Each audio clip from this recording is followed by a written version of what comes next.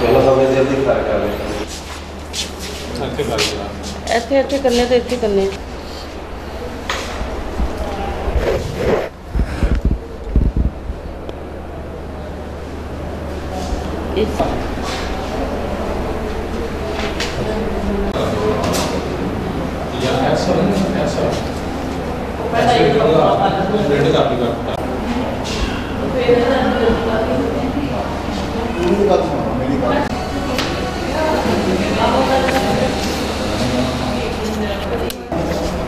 बच्चे को लेकर गया फिर वापस छोड़ गया।